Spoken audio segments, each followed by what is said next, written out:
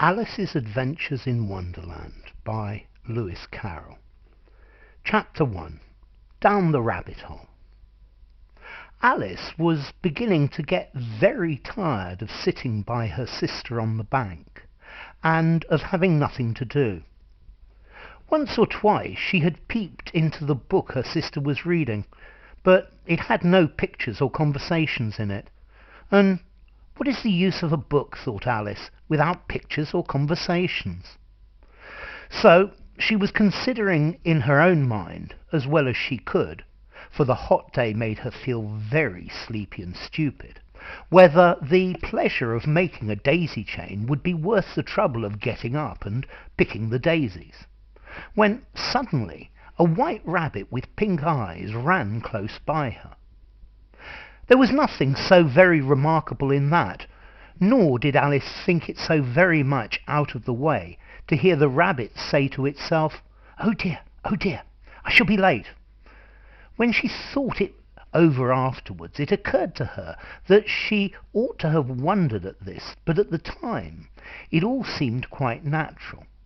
But when the rabbit actually took a watch out of its waistcoat pocket and looked at it, and then hurried on, Alice started to her feet, for it flashed across her mind that she had never before seen a rabbit with either a waistcoat pocket or a watch to take out of it, and, burning with curiosity, she ran across the field after it, and fortunately was just in time to see it pop down a large rabbit hole under the hedge.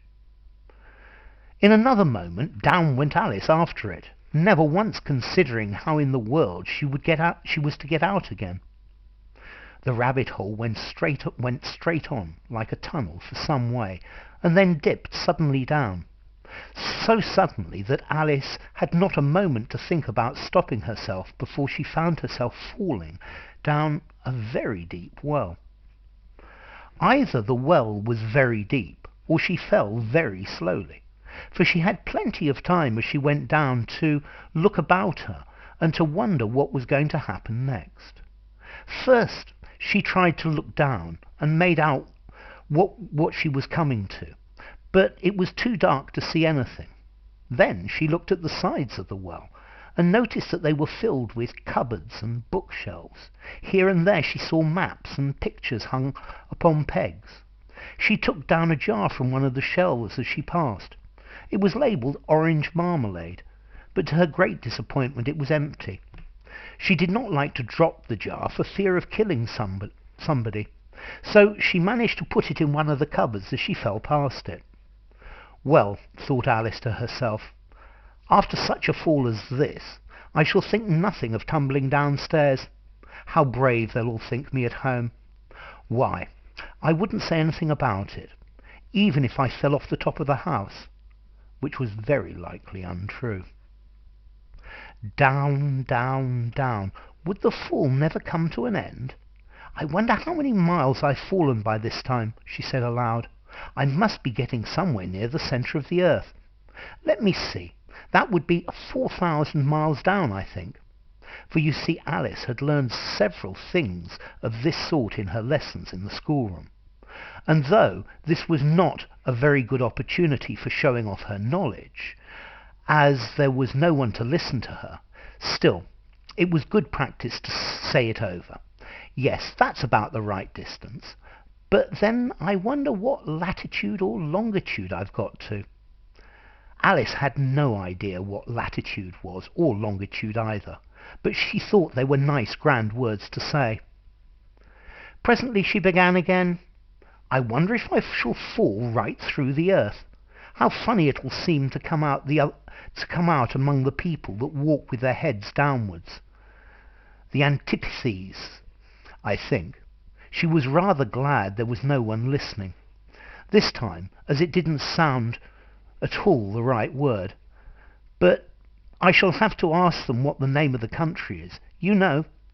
Please, Mum, is this New Zealand or Australia? And she tried to curtsy as she spoke. Fancy curtsying as you're falling through the air. Do you think you could manage it? And what an ignorant little girl she'll think me for asking. No, it'll never do to ask. Perhaps I shall see it written up somewhere. Down, down, down. There was nothing else to do. So Alice began talking again. Dinah'll miss me very much tonight, I should think. Dinah was the cat. I hope they'll remember her saucer of milk at tea time. Dinah, my dear, I wish you were down here with me. There are no mice in the air, I'm afraid, but you might catch a bat, and that's very like a mouse, you know. But do cats eat bats, I wonder? And here Alice began to get rather sleepy, and went on saying to herself in a dreamy sort of way, do cats eat bats? Do cats eat bats? And sometimes, do bats eat cats? For you see, she couldn't answer either question. It didn't matter which way she put it. She felt that she was dozing off, and had just begun to dream that she was walking hand in hand with Dinah, and saying to her very earnestly, now, Dinah, tell me the truth. Did you ever eat a bat? When suddenly, thump, thump, down she came upon a heap of sticks and dry leaves, and the fall was over. Alice was not a bit hurt, and she jumped up onto her feet in a moment. She looked up, but it was all dark overhead. Before her was another long passage, and the White Rabbit was still in sight, hurrying down it. There was not a moment to be lost. Anyway, went Alice, like the wind, and was just in time to hear it say, as it turned a corner, oh, my ears and whiskers, how late it's getting. She was close behind it when she turned the corner, but the rabbit was no longer to be seen. She found herself in a long tunnel, low hall, which was lit up by a row of lamps hanging from the roof.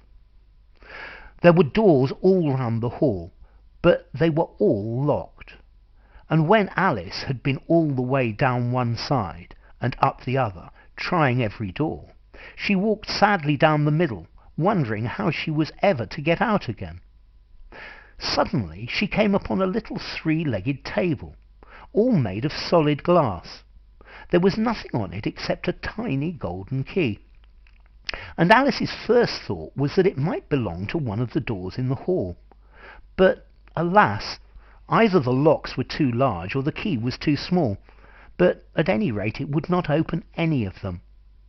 However, on the second time round she came upon a low curtain she had not noticed before, and behind it was a little door about 15 inches high. She tried the little golden key in the lock, and to her great delight it fitted. Alice opened the door and found that it led into a small passage, not much larger than a rat-hole. She knelt down and looked along the passage into the loveliest garden you ever saw. How she longed to get out of that dark hall and wander among those beds of bright flowers and those cool fountains. But she could not even get her head through the doorway. And even if my head would go through, thought poor Alice, it would be of very little use without my shoulders.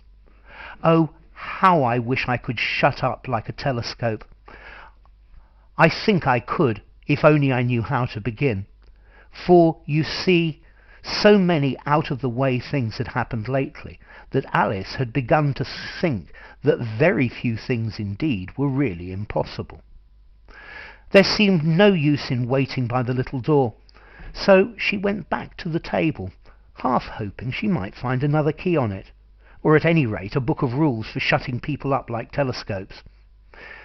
This time she found a little bottle on it, which certainly was not here before, said Alice, and round the neck of the bottle was a paper label with the words, "Drink me," beautifully printed on it in large letters.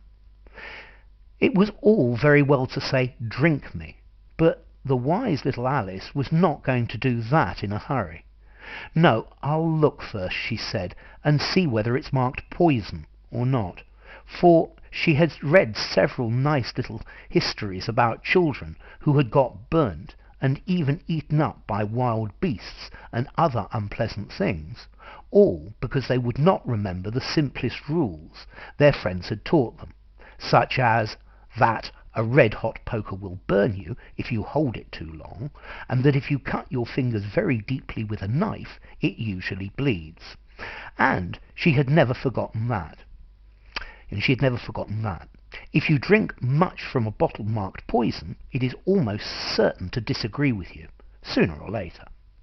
However, this bottle was not marked poison, so Alice ventured to taste it, and finding it very nice, it had in fact a sort of mixed flavour of cherry tart, custard, pineapple, roast turkey, toffee, and hot buttered toast.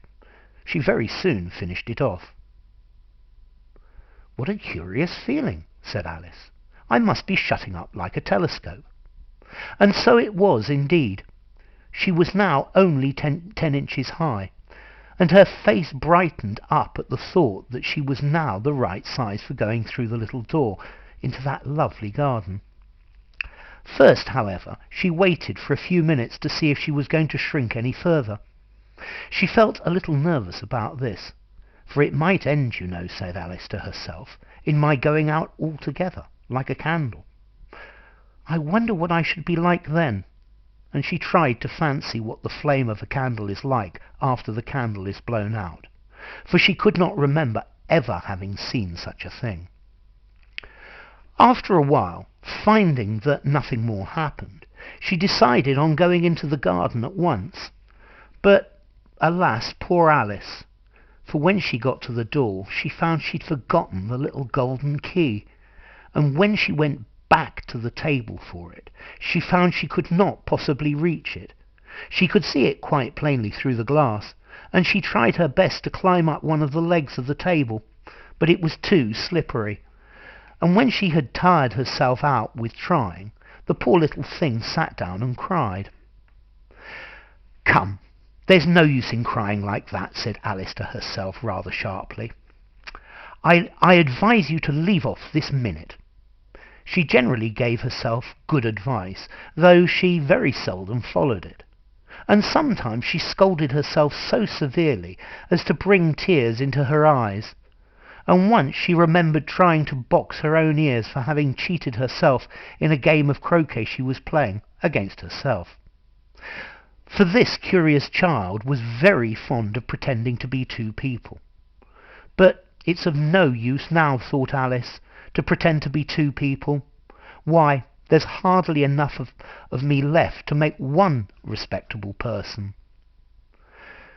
Soon her eye fell on a little glass box that was lying under the table.